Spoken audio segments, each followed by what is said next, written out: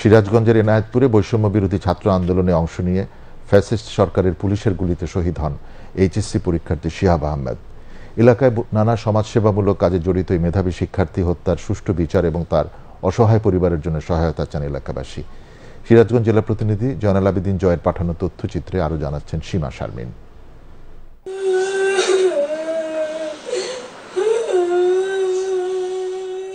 বৈষম্য বিরোধী ছাত্র আন্দোলনে শহীদ হয়েছে পরিবারের বড় সন্তান। কোনো সান্ত্বনাতেই যেন কষ্ট দমাতে পারছেন না এনায়েতপুরে এই আন্দোলনে অংশ নিয়ে পুলিশের গুলিতে শহীদ হওয়া শিহাব আহমেদের মা। বুক ভরা আশা ছিল পড়াশোনা শেষ করে পরিবারের দায়িত্ব নেবে শিহাব, কিন্তু স্বৈরাচারী শেখ হাসিনার গণহত্যার বলি হয়ে সেই আশা ভরসার প্রদীপ একেবারে নিভে গেছে। তাই চোখে মুখে অন্ধকার দেখছে তার পরিবার। সে একই সাথে রক্তদাতা ছিল এবং মানুষজনকে রক্ত ম্যানেজ করে দিত।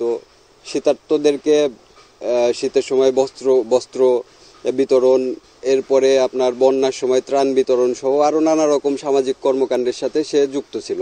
এই সংসারে হাল ধরার মতো ছেলেই ছিল। সপ্তাহে একদিন করে আসছে, আর আম্মাকে বাজার করে দিছে, দেখছে। এখন কেউ নাই। পুলিশে গুলি করে আমার নাতিটা নিহত করছে।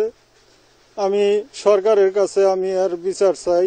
শোক সামলাতে উঠতে না পারলেও এখন সন্তান হারানোর সঠিক বিচার আর ছোট সন্তানের জন্য সহায়তা চান তার মা। তার স্বপ্ন তো পূরণ হলোই না, পুলিশের গুলিতে সে মারা গেল। সরকারের কাছে একটাই দাবি, আমার 2টা ছোট বাচ্চা আছে, আমার এই 2টা ছেলে মানুষ করার জন্য আপনাদের কাছে আমি অনুরোধ করি যে এই 2টা বাচ্চা কিভাবে মানুষ করে তুলবো, সেইটা আপনাদের কাছে আমার দাবি। এইচএসসি পরীক্ষা চলাকালীন গত 4 আগস্ট এনায়েতপুরে বৈষম্য বিরোধী ছাত্র আন্দোলনে অংশ নিয়ে পুলিশের গুলিতে গুলিবিদ্ধ হন শিহাব আহমেদ। শহীদ শিহাব ছিলেন সম্ভাবনাময় তরুণ। তার বাড়ি এনায়েতপুরের মাধবপুর গ্রামে। সিরাজগঞ্জ সরকারি কলেজে পড়াশোনার পাশাপাশি বিএনসিসি সদস্য ছিল সে। এলাকার নানা সমাজসেবক কর্মকাণ্ডে যুক্ত এই মেধাবী শিক্ষার্থীকে হারিয়ে শোকে স্তব্ধ গ্রামবাসীও চাইছেন তার হত্যার কঠোর বিচার।